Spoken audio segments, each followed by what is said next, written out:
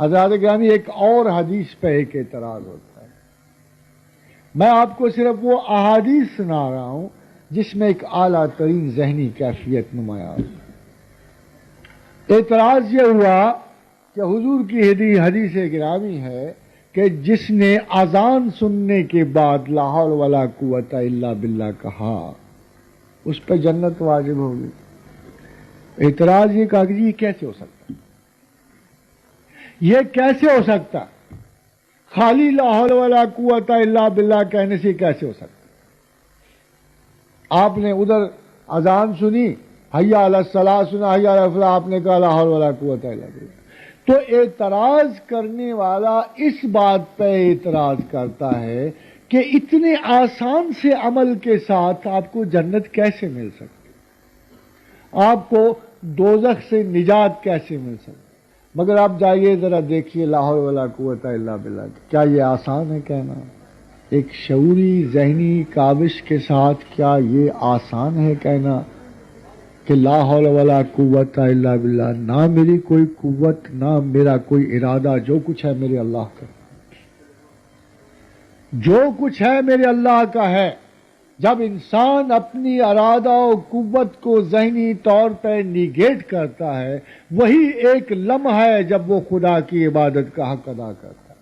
تو جب مؤذن نے کہا کہ حی علی الصلاۃ، کہ آؤ نیکی کی طرف، حی علی الفلاح، تو انکسار یہ ہے ایک ذہین آدمی کے سننے کا کہ اے پروردگار عالم، تو اگر نہ چاہے تو میں نماز کو بھی نہیں جا سکتا، میں فلاح کو بھی نہیں جا سکتا، لا حول ولا قوت الا باللہ. میرا تو خیال یہ ہے کہ مجھے یہ 100% یقین ہے کہ جب حی علی الفلاح یا حی علی الصلاح سننے کے بعد میں اگر کسی میرے سے اچانک دل سے یہ نکل گیا باہوش اور شعور میں، تو مجھے تو قسمیہ آپ کو یقین دلاتا ہوں کہ دوزخ کا کوئی ڈر نہیں رہے گا. مگر اتنی باشعوری کوشش بھی ہم سے ممکن ہی نہیں ہوتی. چاہے ایک انسان، حضور نے فرمایا، عبادات کرے، چاہے روزے رکھے، چاہے خیرات کرے، اگر وہ تقدیر الہی کا قائل نہیں ہے تو اس کا ٹھکانہ جہنم ہے. اور تقدیر اور توفیق ایک ہی پہلو سے ساتھ ساتھ چلتے ہیں. توفیق انسان طلب کرتا ہے، مگر تقدیر وہ چیز نہیں ہے. جب جتنی بہترین ایکسپلینیشن رسول اللہ صلی اللہ علیہ وسلم نے تقدیر کی ہے، آج تک زمانے میں سوائے ایک اٹیلین سائنٹسٹ اور فلاسفر کے، تقدیر کی کوئی بہترین اس درجہ استدلال تک بھی کوئی نہیں بنا. آپ حیران ہوں کہ کسی نے پوچھا کہ اگر تقدیر میں سب کچھ درج ہے تو پھر انسان کیا کرے؟ انسان کیوں کام کرتا؟ پھر فرمایا کام کرو، اس لیے کہ جو اللہ نے تمہارے نصیب میں لکھ دیا وہ سہل کر دیا، وہ آسان کر دیا.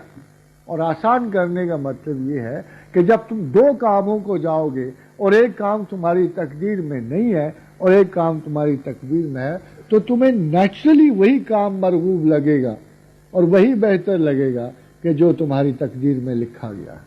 تو تقدیر میں بھی انسان کے پورے جبلی اور شعوری اٹریکشنز کا ایک پہلو شامل ہے. جو اللہ آپ کو اتنے قریب سے جانتا ہو اور اتنی باریکیوں سے جانتا ہو، آپ اس سے کیسے گریز پا سکتے؟ اور اگر تقدیر کے بارے میں کوئی اور دلیل نہ ہوتی تو حضرات گرامی ایک ہی بڑی تھی کہ کوئی انسان نہ اپنا گھر چنتا ہے، نہ ماں چنتا ہے، نہ باپ چنتا ہے، نہ بچے چنتا ہے، نہ بیوی چنتا ہے. کوئی انسان کی پیدائش کہاں ہوتی ہے، کس کے گھر ہوتی ہے؟ کون چاہے گا کہ ایک مفلس اور غریب اور فلاکت زدہ انسان کے گھر پیدا ہو؟ کون نہ چاہے گا کہ وہ ہر ایک آدمی بل گیٹ کے گھر پیدا ہو؟ اپنی ماں کو کس نے چنا ہے پیدائش سے پہلے؟ اپنے باپ کو کس نے چنا؟